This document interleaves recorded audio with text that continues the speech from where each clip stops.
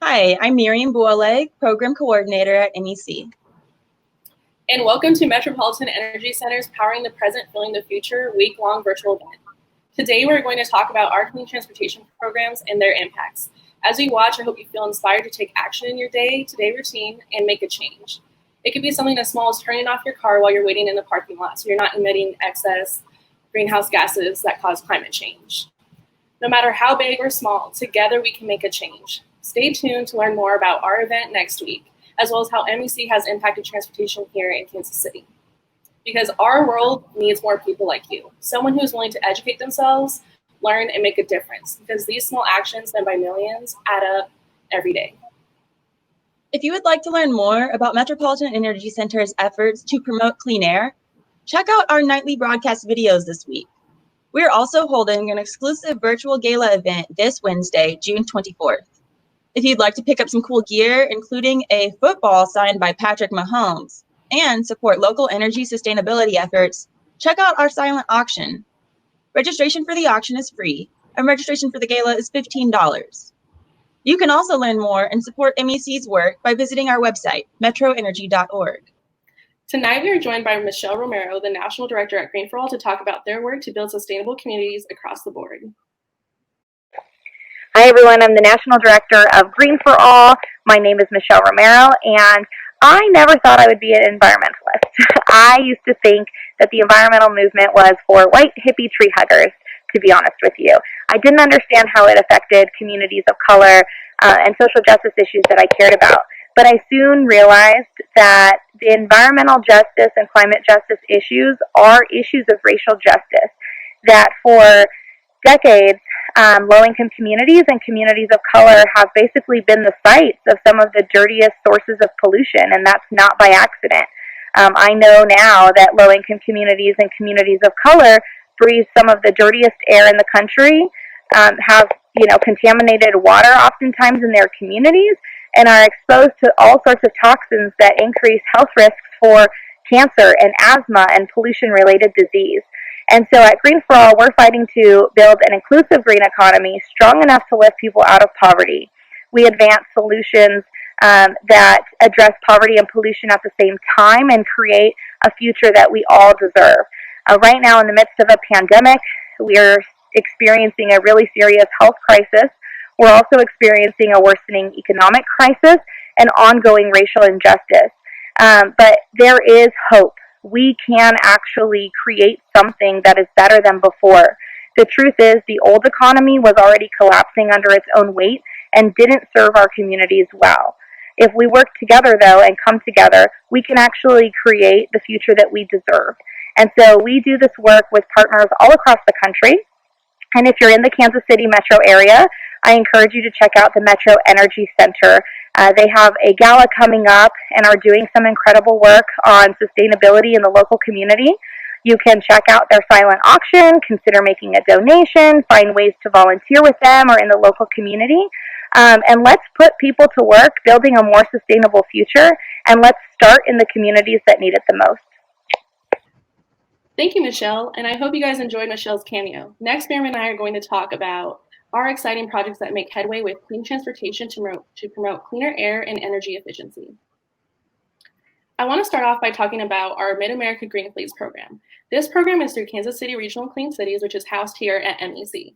This program helps local government and businesses switch to clean burning fuels like natural gas, electricity, biodiesel, ethanol, and propane.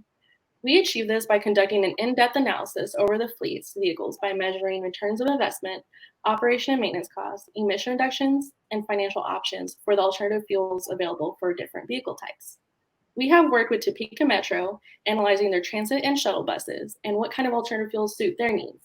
We are also conducting an analysis right now with Overland Park, Kansas, and we're excited to see their alternative fuel outcomes.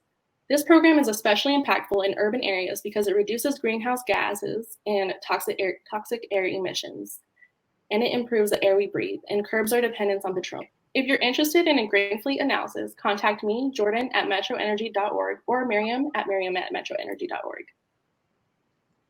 At MEC, our Kansas City Regional Clean Cities program works with diverse fleets in the region to assist with converting to alternative fuels and reducing air emissions.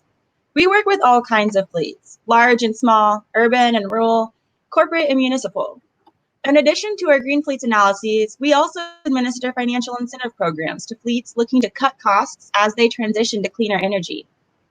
Some recent projects administered by Kansas City Regional Clean Cities program include shuttle buses at Kansas City International Airport that run on electricity and natural gas trash trucks for the city of Kansas City, and propane school buses for the Green Valley School District. These are just a few of the projects MEC is currently administering or has administered. Each of these projects reduced air emissions and improved air quality for our local residents and communities. MEC also works with municipal governments to electrify transportation in the Kansas City region through our Electrify Heartland program.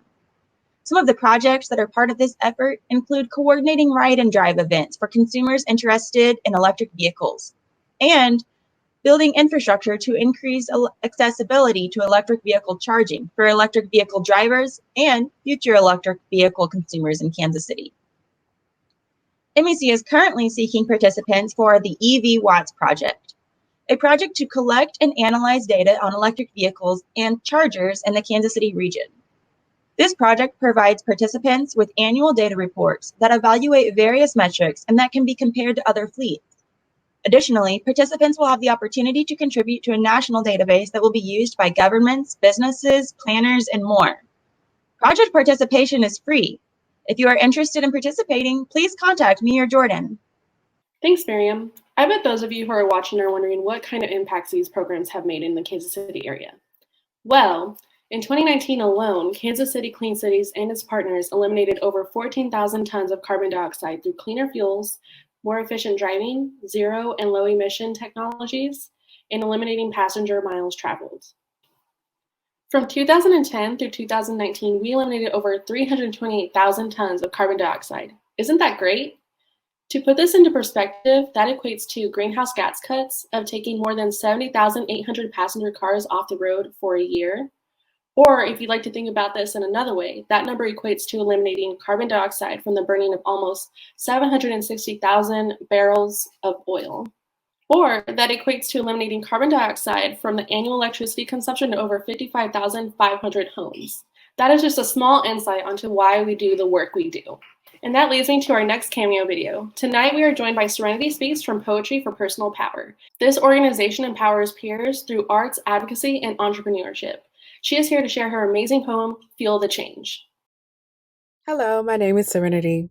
I'm with an organization called Poetry for Personal Power.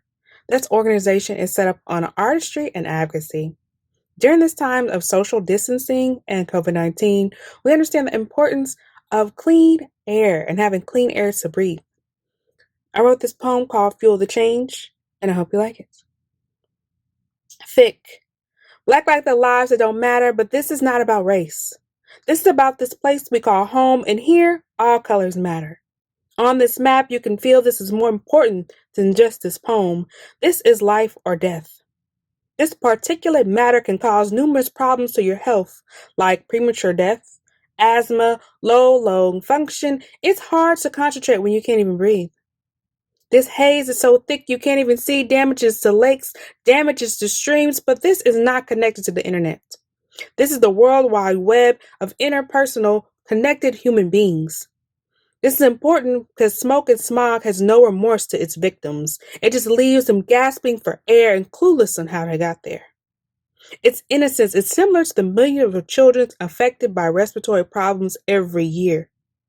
This is a trigger warning for all that can hear. You can help change the outcome by understanding pollution and your carbon footprint and the new Green Deal. Everything starts with you, so explore your options and understand the power to make changes at the palm of your hand. Be the fuel. Be the catalyst. The future is full of many colors, but having to cut through the black haze was never part of the deal. All right. That is my piece. I'm Serenity, reminding you to spit your piece. Thank you so much, Serenity. Take it away, Miriam. Thank you for watching and learning more about Metropolitan Energy Center's work in our region to promote sustainable transportation and reduce emissions.